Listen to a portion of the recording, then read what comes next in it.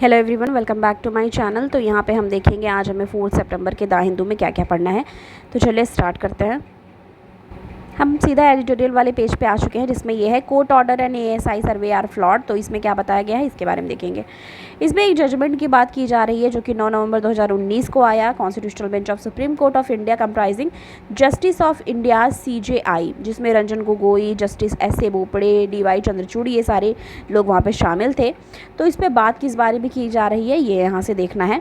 इसमें बात की जा रही है प्लेस ऑफ वर्शिप से रिलेटेड स्पेशल प्रोविजन एक्ट 1991, जिसमें कहा जा रहा है case of M Siddiq through legal representative versus Mahant Suresh Das and Ram Janmabhoomi temple case.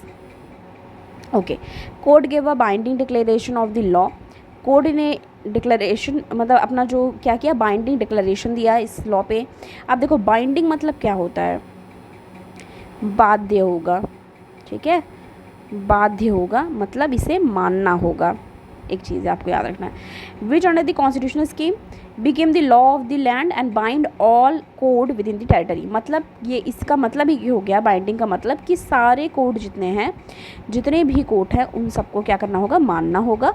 ये under 140 article 141 of the constitution of India ये चीज़ माननी होगी। It's decision must be followed by all court even the top court. तो सारे कोर्ट को मानना होगा चाहे वो टॉप कोर्ट ही क्यों ना हो। और इसमें बताया जा रहा है फॉलोइंग द डॉक्ट्राइन, मतलब कौन सी डॉक्ट्राइन है, प्रेसिडेंट एंड शेयर डिसीजेस।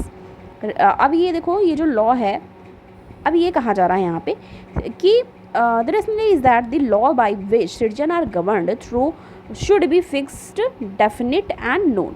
कि किस मतलब ये कहना चाह रहे हैं, ये इंपॉर्टेंट यहाँ से लाइन आपको जाननी है कि अगर कोई भी लॉ बनाई गई है जिससे किसी भी सिटीजन को गवर्न किया जा रहा है तो वो मस्ट बी फिक्स, एक फिक्स लॉ होना चाहिए, एक डेफिनिट होना चाहिए, नहीं कि बार बार चेंज हो रहा है, फ्लक्चुएट हो रहा है, और नोन होना चाहिए। मतलब फिक्स होना चाहिए, डेफिनिट होना चाहिए, नोन होना चाहिए, मतलब जानकारी उसकी प्रॉपर रूल एंड रेगुलेशंस होने चाहिए जिसके द्वारा सिटीजन को गवर्न किया जा रहा है।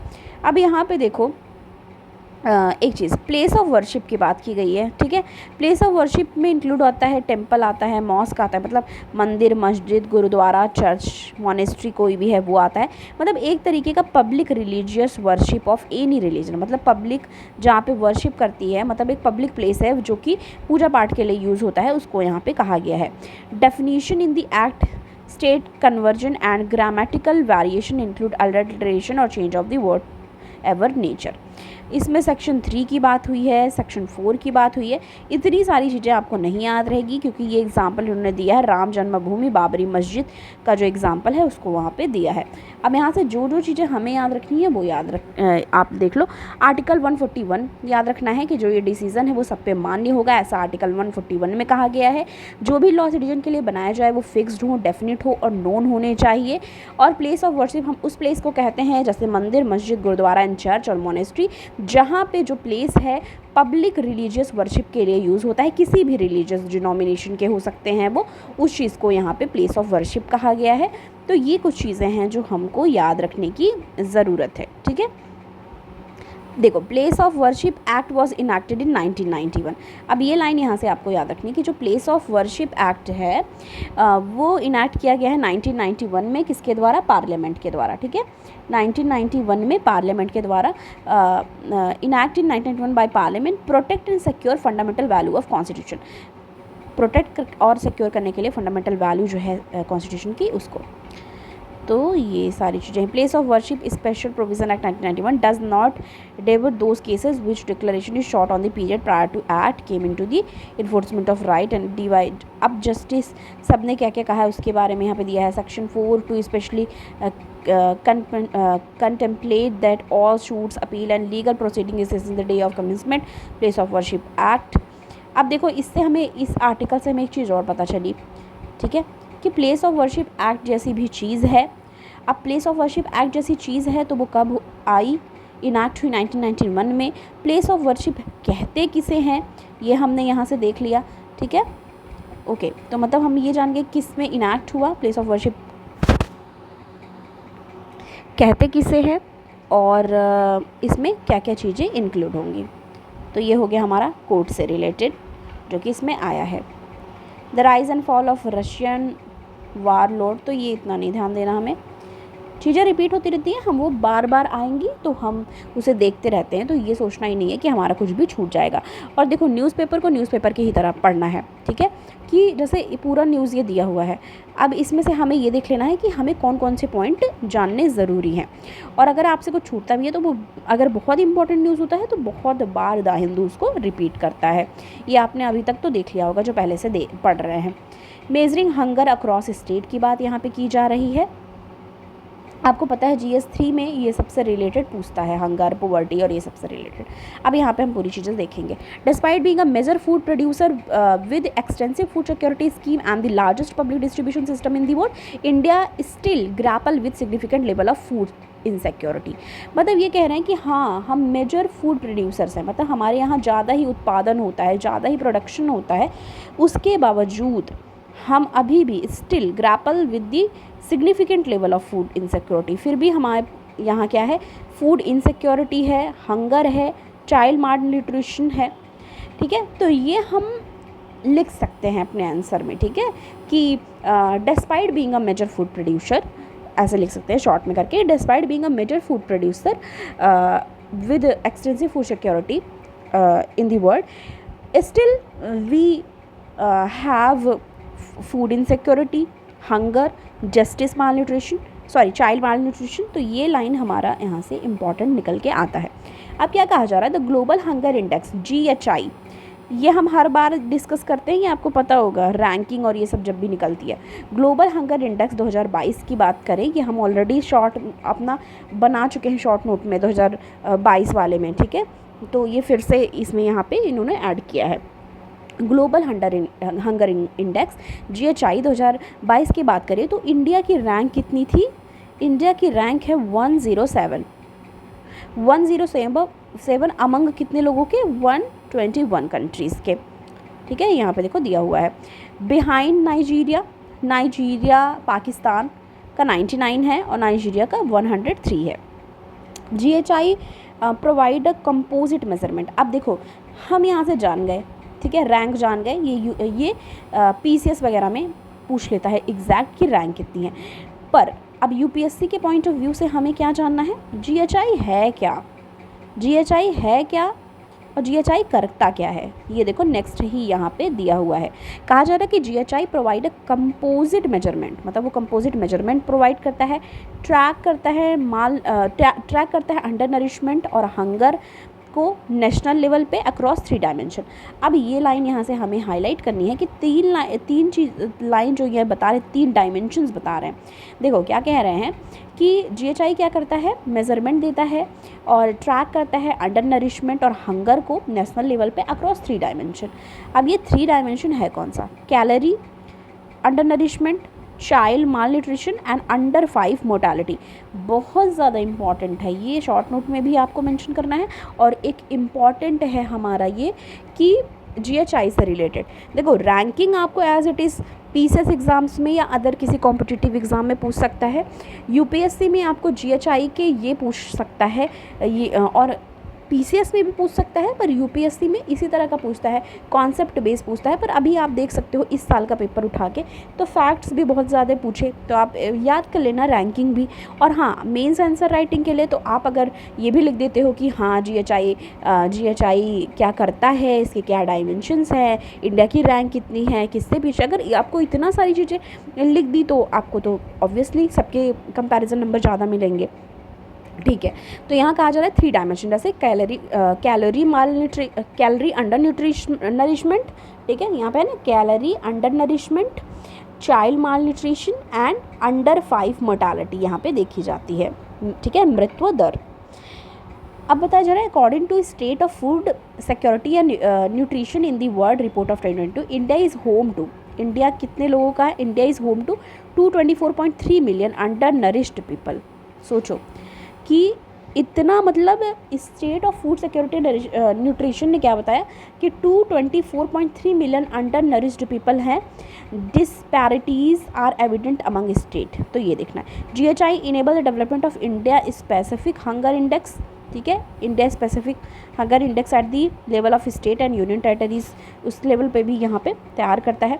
स्टेट हंगर इंडेक्स की बात करें, GHI is computed using 4 indicator, 4 indicator use करता है। Prevalence of calorie under nourishment, stunting, wasting and mortality, ठीक है। तो मतलब इसमें सारी चीज़ें देखता है कि जैसे ये देख लिया कि नरिशमेंट है, अंडर नरिश तो नहीं है, मृत्यु दर कितनी है, अंडर 5 मतलब अंडर एज ऑफ 5 देख लिया, और आपको जैसे स्टंटिंग, वेस्टिंग मतलब वेट, एज के अकॉर्डिंग वेट कितना है, हाइट के अकॉर्डिंग वेट कितना है, ये सारी चीज़ें यहाँ पे चेक होती हैं। एंड अंडर 5 मोर्टालिटी रेट भी चेक करी जाती है। स्टेट हंगर इंडेक्स जो है उसको SHI कहते हैं, calculated using the same indicator except calorie undernourishment. तो जो SHI है स्टेट वाला, स्टेट हंगर इंडेक्स, वो भी सारी चीज़ें सेम ही क्या करता है, कैलकुलेट करता है, एक्सेप्ट मतलब कैलोरी अंडर नरिशमेंट को छोड़ करके सारी चीज़ें वो क्या करता है, सेम ही चेक करता है, which is replaced by body mass index BMI under nourishment among the working age population. अब बताया जा रहा है date for stunting, wasting and mortality among children below age of 5 source from 5th round of national family health survey. देखो जहाँ जहाँ star बनाती हूँ वो इंपॉर्टेंट होता है, ये मैंने पहले भी आपको बताया था। अब जैसे यहाँ से आपने ये याद कर लिया कि GHI के क्या 3 डायमेंशंस क्या हैं, फिर हमारा यहाँ पे बता रहे हैं कि कितना अभी चल रहा है, अंडर नरिश्ड पीपल कितने हैं।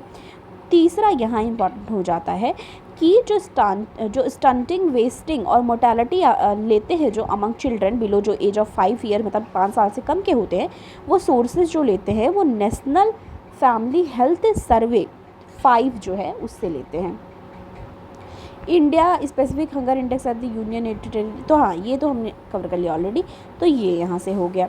नेक्स्ट यहाँ पे देख लो नेशनल फैमिली हेल्थ सर्वे 5 की बात की जा रही है, और SHI स्टेट हंगर इंडेक्स की बात यहाँ पे की जा रही है। बिटवीन 0 to 100 दिया गया है, हायर स्कोर है, बिलो 10 लो हंगर दिखा रहा है। तो मतलब एक तरीके से इन्होंने पर्टिकुलर अपना इंडिकेशन मतलब बना रखा है।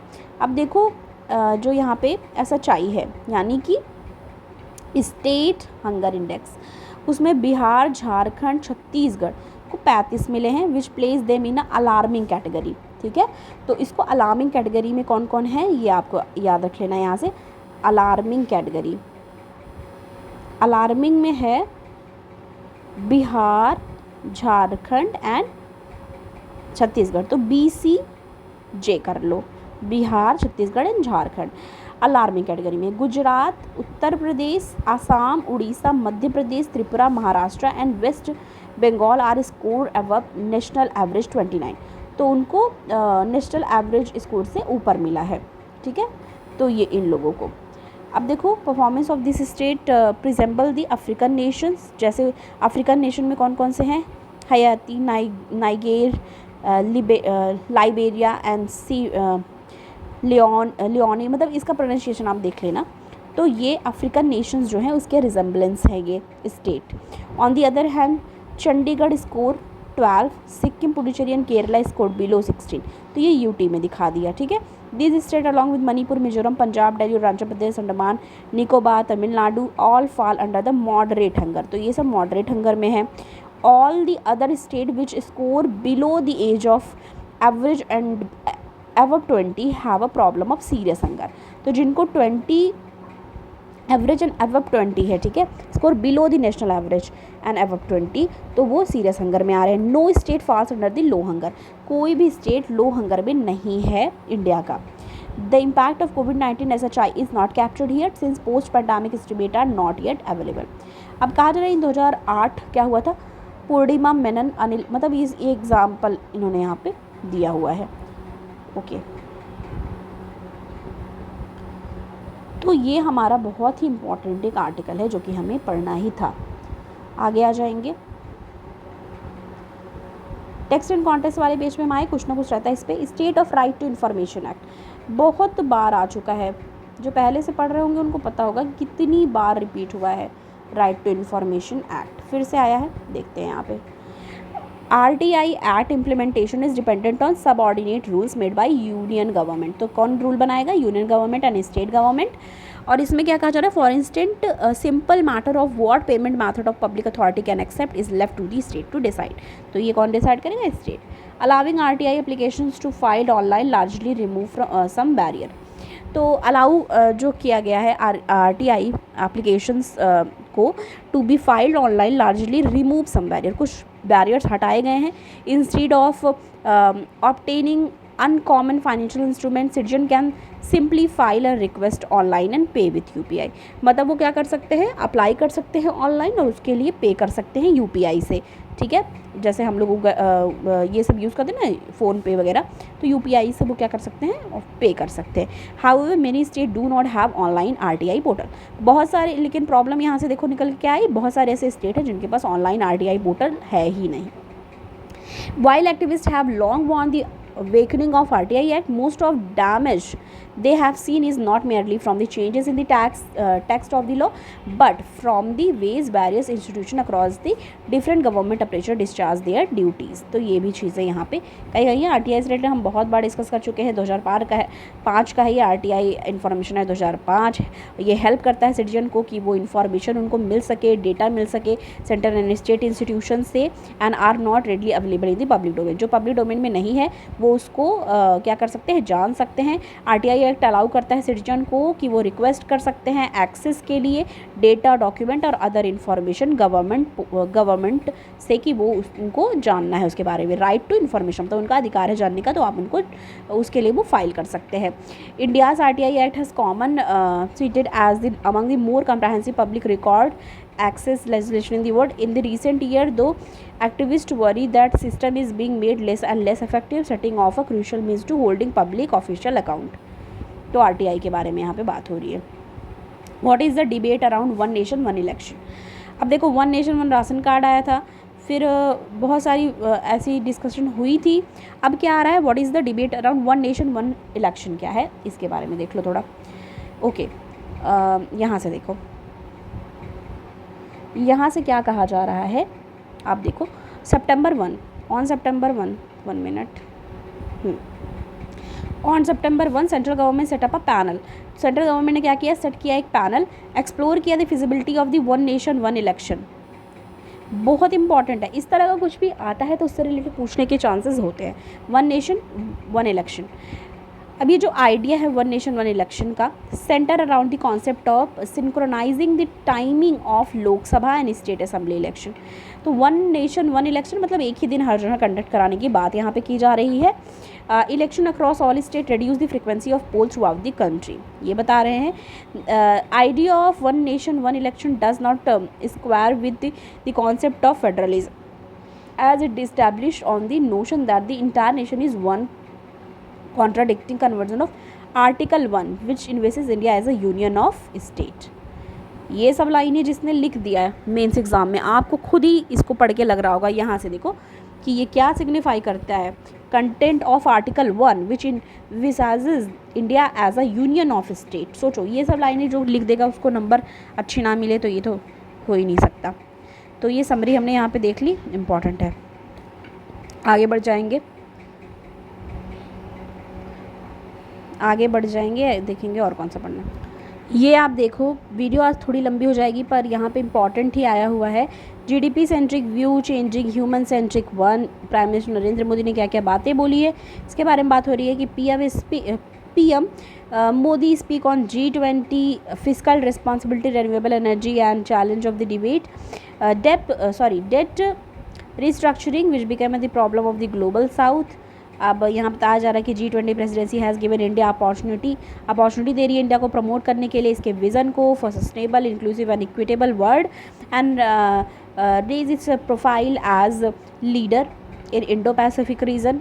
Please share your thought on the achievement of the Indian presidency. तो इसमें बता रहे हैं कि क्या क्या कह रहे हैं 21st सेंचुरी, मतलब बता रहे हैं its grew even more during the global economic crisis in the first decade, G20 emerged as a most. तो मतलब वही सब चीज़ें यहाँ पे बताई हुई हैं कि 150 कंट्रीज़ को वैक्सीनेशन प्रोवाइड करी गई और many positive impact coming out from India's G20 presidency.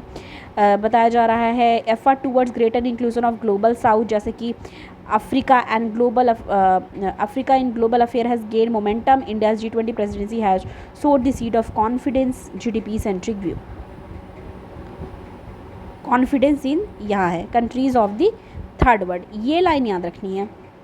अब देखो G20 प्रेसिडेंसी इस बार इंडिया कर रही है, तो इस टाइप के क्वेश्चंस आ सकते हैं। तो जैसे थर्ड वर्ल्ड क्या है, इसका आपको जिन्होंने IR पढ़ा होगा, जिन्होंने कवर कर लिया होगा IR, तो उनको पता होगा थर्ड वर्ल्ड कंट्रीज़ किनको कहा गया था। कुछ डेवलपिंग कंट्रीज़, और वो कौन सी डेवलपिंग कंट्रीज़ हैं ये आपको जाके नेट पे चेक करना है। तो यहाँ बताया जा रहा है कि India G20 presidency has showed the seed of, मतलब बीज बो दिया है एक तरीके कॉन्फिडेंस का, किनके लिए, countries of the so called third world, जिनको थर्ड वर्ल्ड कंट्रीज़ कहा जाता है उनके लिए। GDP has emerge as the most influencer, G20 को बता रहे हैं कि एक मोस्ट इन्फ्लुएंसर ब्लॉक के तौर पे देखा जा रहा है in the world, making up 85% of global GDP। इसमें 85% है ग्लोबल GDP के वाले। What do you see as biggest challenge facing as you hand over the presidency to Brazil. अब इसके बाद कौन आएगा, ब्राज़ील आएगी। तो ये लाइन आपको भी याद रखनी है। देखो स्टार मैं बना दे रही हूँ जो इंपॉर्टेंट है। अब देखो हमें क्या याद रखना होता है कि पहले किसने प्रेसिडेंसी की, अभी कौन कर रहा है और आगे कौन करेगा। तो आगे कौन करने वाला है, ब्राज़ील, ठीक है, ब्राज़ील करने वाला है। तो बता रहे हैं कि GDP सेंट्रिक व्यू, मतलब क्वेश्चन आंसरिंग टाइप ये हुआ है, ठीक है। तो इसमें आंसर क्या है, GDP centric view of world is now changing to a human centric one. कह रहे हैं कि ये ह्यूमन सेंट्रिक वन पे चेंज हो गया है, ह्यूमन सेंट्रिक वन पे।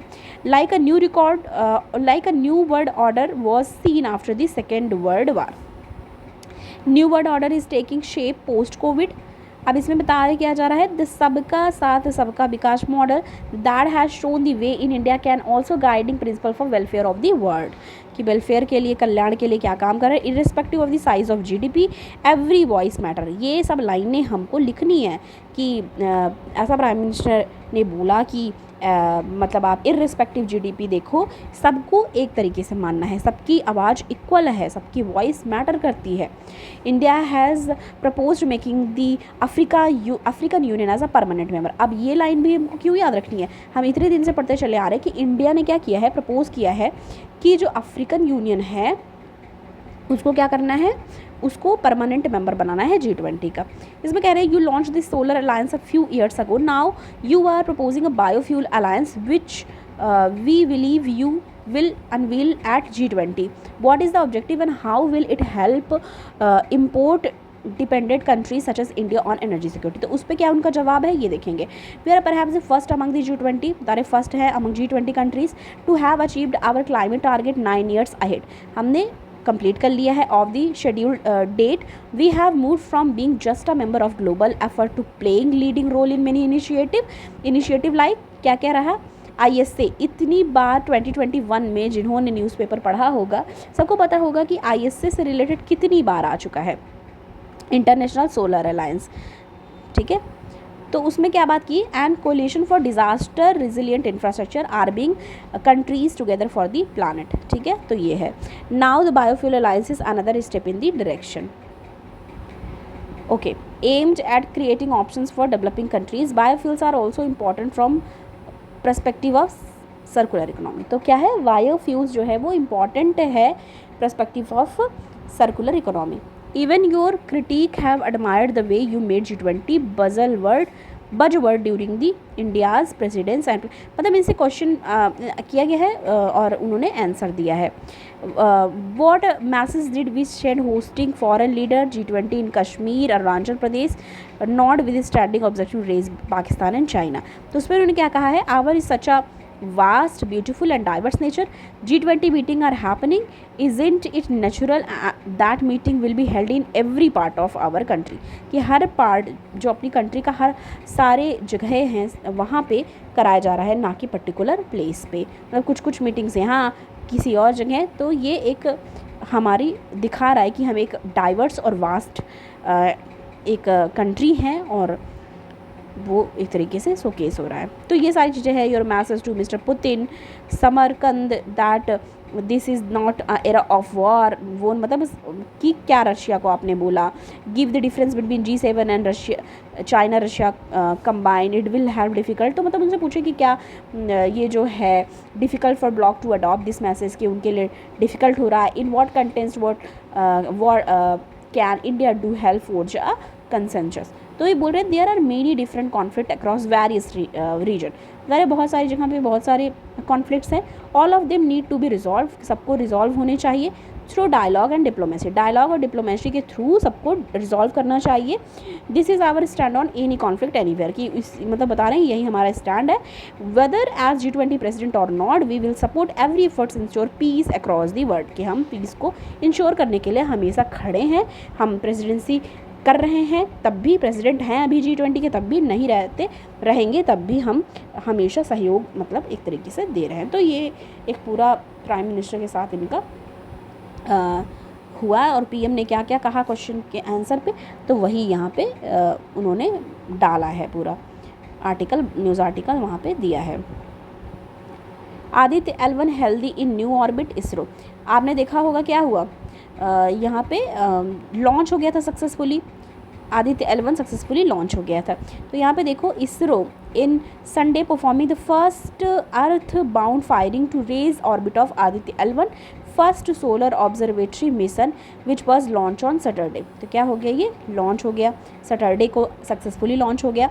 ISRO telemetry tracking and command network work streak in Bengaluru perform the manoeuvre. अब ये जो सैटेलाइट है वो हेल्दी है and operating normally the ISRO posted on X platform, उन्होंने वहाँ पे ट्वीट करके बताया। After successful launch ISRO said Aditya L1 started generating power as solar panel were deployed। ठीक है, तो डिप्लॉय हो गया है और वो जनरेट करना वहाँ पे शुरू हो गया है। Aditya L1 will stay on earthbound orbit on 16 days, 16 दिन का होगा इनका। Subsequently Aditya L1 undergoes a trans Lagrangian point. तो L1 जो है उसका फुल फॉर्म है, ठीक है, लग्रेंजियन 1 insertion maneuver marking the beginning of its 110th day trajectory to distillation around the L1 Lagrange point। तो L1 का आपको पता होना चाहिए कि ये क्या चीज़ है, ठीक है। Satellite spend is whole mission life orbiting around L1 in irregularly shaped orbit in the plane thoroughly perpendicular to the line joining the earth to the sun। तो मतलब एक तरीके से हमारे लिए ये भी एक खुशी की बात है कि वो सक्सेसफुली आदित्य L1 क्या हो गया है, लॉन्च हो गया है। ओके, यहाँ पे देखो एक चीज़ और है, centre's Diksha education platform to offer AI help.